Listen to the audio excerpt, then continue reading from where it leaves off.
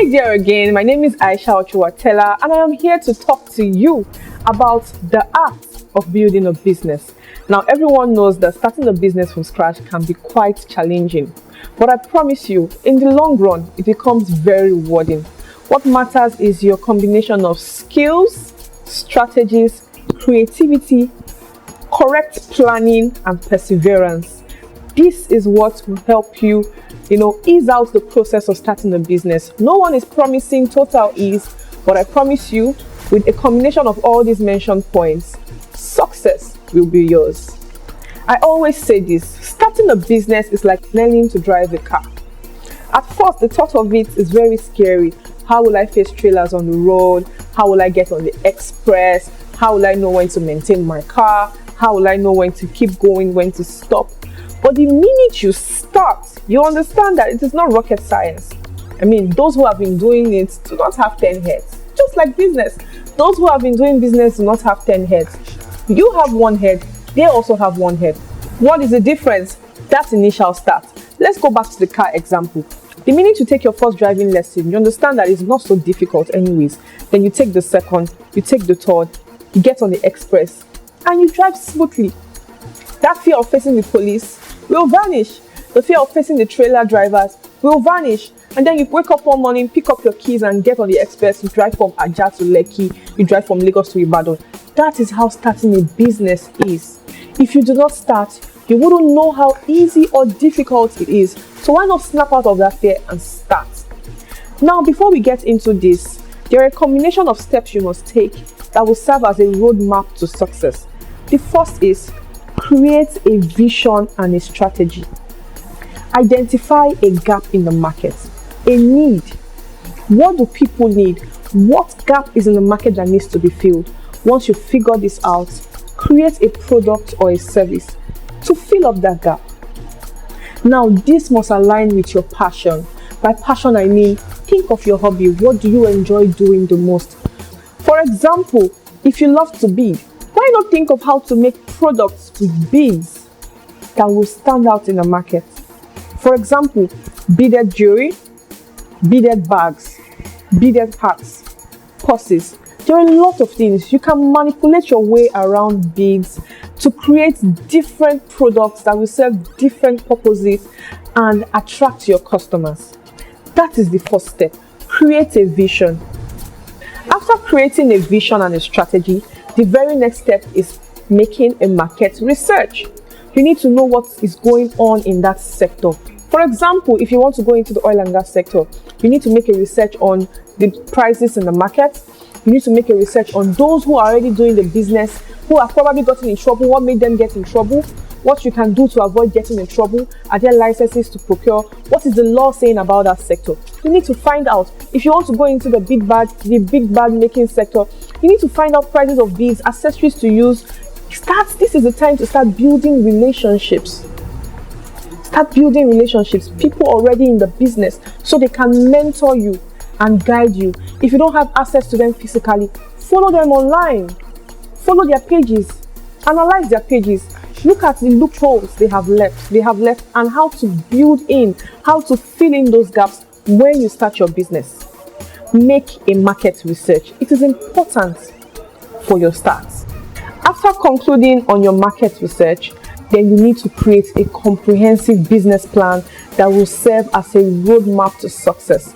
Your business plan will encompass your plans for the business, your vision, your mission, your financial projections, the idea of the team you need to create that success you want out of that business. This is the time to create a business plan. You need a business plan that will serve the test of time. So think about your financial projections in the next 15 years, the next 10 years. Your plan, look at the vision of your company or the business you want to start in 15 years. What do I want this business to look like in 10 years from now? Your business plan should encompass all of this. Once you have created your business plan, then you build a team. When building a team, look out for skilled people who can carry your vision, who understand the idea, who buy the vision, and can work with you hand in hand to actualize that goal you have set out. The kind of team you put together will determine how fast you get to your success map. Very importantly, you must build a team of personnel who buy your vision. This is the first step. If they don't see the vision, they have no business being on your team. They must first of all buy the vision and have the necessary skills to actualize the goal. The very next step is branding. You need to create a mental picture of what you want to portray, what you want your brand to look like. So this is the time for you to set out a brand name, pick a color, a platform for your business. Do you want a physical store or do you want an online store? I mean, nothing is stopping you from having both. If you want an online store, this is the time for you to start having an idea of the kind of website you want. Do you want a normal website or an e-commerce website? Get a web developer to set up a proper standard website for you if you cannot do it yourself. Get business cards, get flyers, get banners, start advertising your business. And this brings me to the aspect of marketing.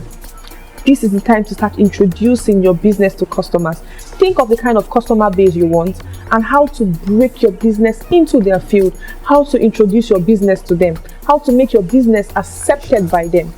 Start understanding the kind of customer base you want, understand the type of things they want and how to attract them. The world has become a global village with all businesses having at least a branch on each of the social media platforms. This is the time to utilize Instagram, TikTok, Telegram, Snapchat, all the social media platforms to get customers. Your customers are there. How do you attract them? It is one thing for you to set up an account. It's another thing for you to direct everyone's attention towards your direction. How do you intend to do that? This is the time to make those plans. Now, because the world has become so digital, trends change every day. You must position your business in a way that it can adapt to any trend, any change. Be innovative. Think of new ways to market your products. As a new platform comes out, think of how to break into that platform and get the attention of everyone on that platform. It is very understandable that all these changes may become overwhelming at a point. It's understandable, but you need to have a resilient spirit. You need to persevere, understanding that these are necessary evils for success. Whatever challenge your business throws towards your direction, embrace with faith, with a strong spirit, a resilient heart, understanding that the challenges will pass, but depending on how you handle them. Now, the identity of a business owner does not start and end with the title Chief Executive Officer, popularly referred to as CEO. It goes way beyond that. A business owner is a decision maker. A business owner is a leader. A business owner is the first representative of the brand. So as a business owner, you must have the mindset of a leader, because your actions, your decisions, and your mode of involvement will rub off on your staff, your customers, and the entire business. As a business owner, you are responsible for setting the direction and vision of your company. The success or failure of your team members rests in your hands. Your mode of communication, direction, involvement, delegation will determine how well each team member will participate towards actualizing the vision of the company. As a business leader, you must have the right level of emotional intelligence to handle a team. You must know when to address issues. You must have the ability to hold regular meetings to address issues with a subtle voice. You don't shout at your team members. You don't behave aggressively towards them. You manage your anger issues when dealing with your team members, because your mode of interaction with them will determine how well they take your job. It doesn't matter how much you pay them. It's better to position people in a place of love that make them think they are working just for the pay.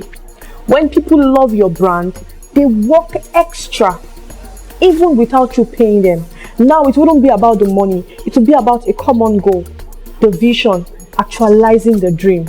So it's best for you to have a good medium for conflict resolutions. When a conflict arises, as a good leader, you should know how to manage the conflicts without stepping on toes and offending people. The learning process of a leader never ends. As a leader in business, as the head of your company, the head of your organization, you must constantly seek opportunities for growth. Your learning process never ends. Your level of knowledge determines how far the company will go, regardless of the kind of skills your team members have. Your level of knowledge should motivate them to want to know more. You should be an inspiration to them. When they look at you, they should see someone who is resilient, someone who constantly seeks additional knowledge and growth and want to improve in themselves.